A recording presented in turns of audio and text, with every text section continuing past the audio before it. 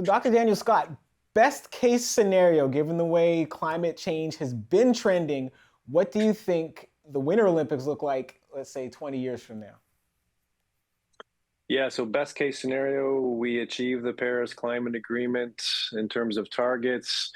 We still probably lose about half of the past 21 former Winter Game hosts in terms of their climate reliability. Now, that's for the snow sports. So you can always host hockey. You can play hockey in Tampa Bay. You can do that wherever you need to. We're talking, so it's that snow sports component. We saw that in Vancouver when they struggled in Cyprus. El Nino showed up at the wrong time. You had to put snow over top of hay bales to make that work. We saw it in Sochi. So we're seeing some of those testing the limits of what the Olympics can do now.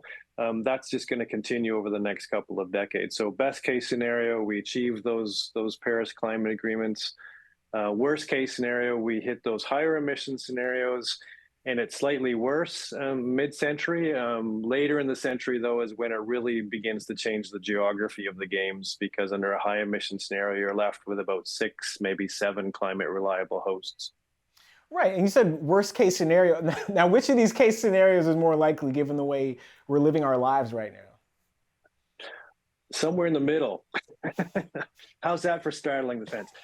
So yeah, most in the scientific community would say we're probably not going to achieve the Paris Climate Agreement in terms of the 1.5 degree target. Maybe 2, we can hold out hope for that. But the positive thing is those worst case scenarios are increasingly off the table as well. And so now, what does that do to the quality of an Olympic Games in terms of the quality of the performances we can see in these outdoor snow sports, but then also, the cost, the effort, the upheaval it takes to put these things on? One of the bigger threats that the climate change poses is to the Paralympics. So that usually happens in March, a month after the Olympics, which are in February. So the February is your best climatological month to have the Winter Games and the most reliable. But as we said, it becomes less and less so. So that's one of the things that the IOC has to look at solving first. Where do they move the Paralympics? Do they combine it with the Olympics in February?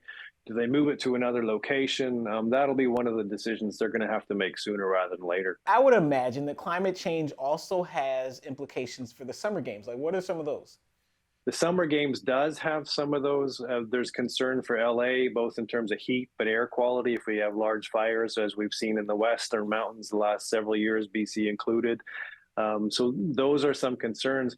One of the benefits of the Summer Games is, though, you can move that to the shoulder season. So the original games, some of the earliest Summer Games in Paris, were actually held in April.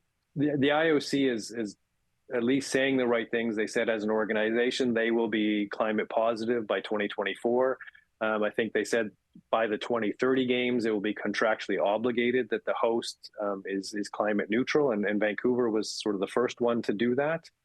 Right. And then what do the individual countries, their Olympic committees, and the national sport organizations, like, what leverage do they have in terms of pushing the Olympics and the IOC towards a more sustainable future? Yeah.